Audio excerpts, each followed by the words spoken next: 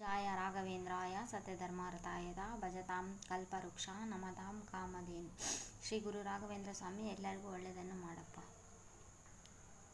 Cabbage, carrot, tomato and onion. Okay, cabbage, carrot, tomato, onion, red chili, curry leaves and coriander.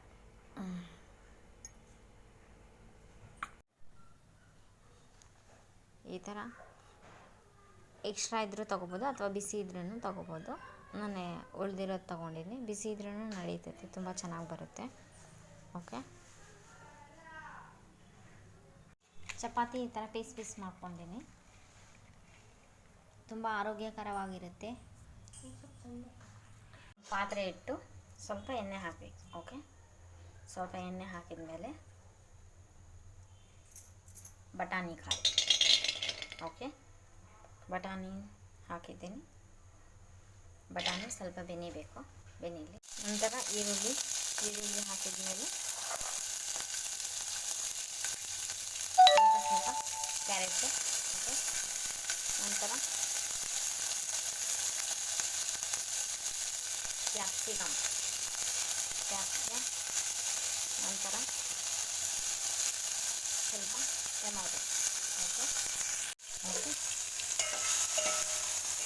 ಎಲ್ಲ ಬೆನಿಬೇಕು. ಸ್ವಲ್ಪ ಬೆನೀಲಿ.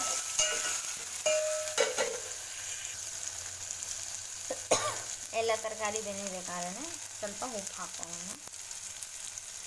ಸ್ವಲ್ಪ ಉಪ್ಪು ಹಾಕ್ಕೊಂಡು ಮತ್ತೆ ಬೆನೀರಿ.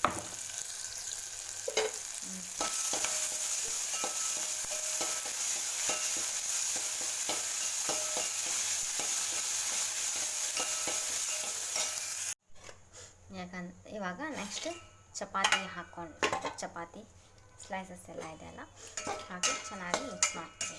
ಓಕೆ, ಎಲ್ಲ ಮಸಾಲೆ ಎಲ್ಲ ಹೊಂದ್ಕೊಂಡು ಹಂಗೆ ಮಿಕ್ಸ್ ಮಾಡಿ.